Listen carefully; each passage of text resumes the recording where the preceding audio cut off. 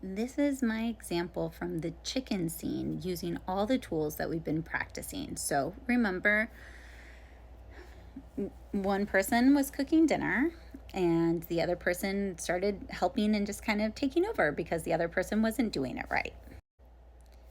Hey, I would like to do a check-in. Is this a good time? Yeah, this is a great time. So, when you were cooking dinner and I walked in, I was feeling excited and then frustrated because it was something that you had said that you were going to do and hadn't. So, even though I was really excited that you were actually doing it, um, it brought up a kind of all this feelings that I wasn't really sure about. You know, uh, that I think like led to me saying some things.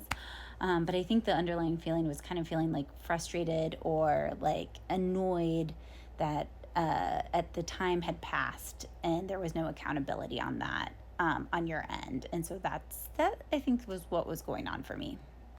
Okay, so let me see if I got that. You were feeling excited but frustrated and annoyed that I was cooking dinner, but then it reminded you of how many times I hadn't cooked dinner that I said I was going to cook. Did I get that right? Yes. Is there more?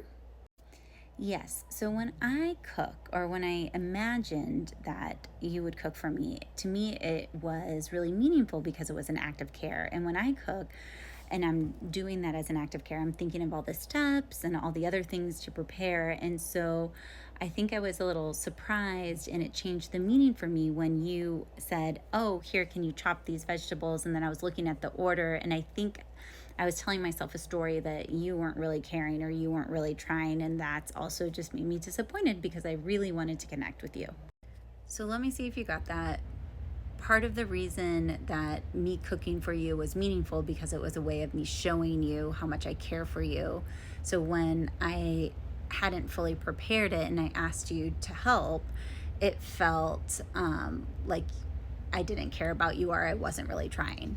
Did I get that right? Yes. Is there more? No, I think that's it. Okay, so let me see if I get it.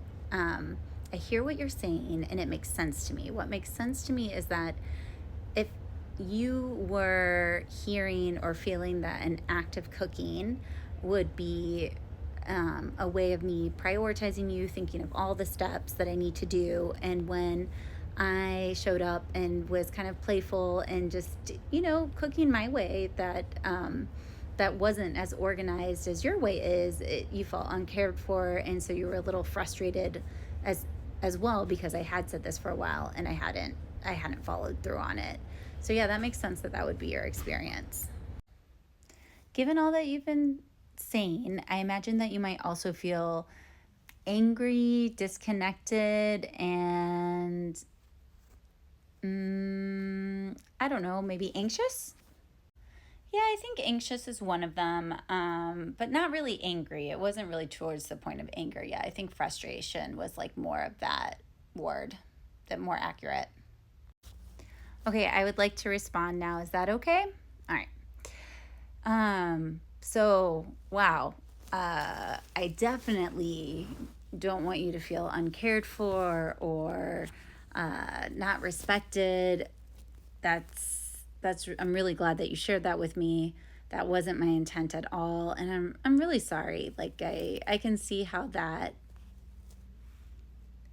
communicated that to you, and that wasn't my intent. And so now I'll be able to do this better. For me, in my experience, I was feeling very excited that to cook dinner for you, and I imagine like you'd be so excited, and I had like the Nerf gun and all these surprises. And so when it was like you kind of taking over and criticizing, it was I felt a little attacked or like a little belittled, and I really just want to be accepted for like the way that I do things, and that's okay. And I don't know, maybe I can come up with a different way than cooking for you to get some of your needs met so that way you feel cared for, because that's what I really want to do. So let me see if I got that. You were feeling really excited, and for me to have this dinner, and that when I started kind of telling you how to do it, it it made you feel a little belittled and like incapable. Yep. And I think it was just also like this desire just to have fun. Like, it's really important for us to have fun and play and laugh and not take things so seriously, and maybe just be intentional of like when we want to have these serious conversations, and then also when it's okay just to have fun and let things go and flow as they are, because like sometimes cooking adventures are really memorable even when they go poorly. Okay, so let me see if I got all that, and because it makes a lot of sense to me. I'm shortening this just for time's sake. So it makes sense that you were really excited and were really wanting to have fun with me, and that for you, that's letting things go and seeing what comes up. There's like some type of adventure or memory that's important for you. And when I am kind of like needing things to be a certain way, that takes away from that. Um, and that like it wasn't your intention to like kind of communicate what to me what my experience was, and that you're sorry that that did communicate that, and that you want to find a different way maybe besides cooking to meet that need of mine. So that all makes sense to me, and I imagine that you might also be feeling maybe angry or frustrated or resentful. I think it's mostly frustrated.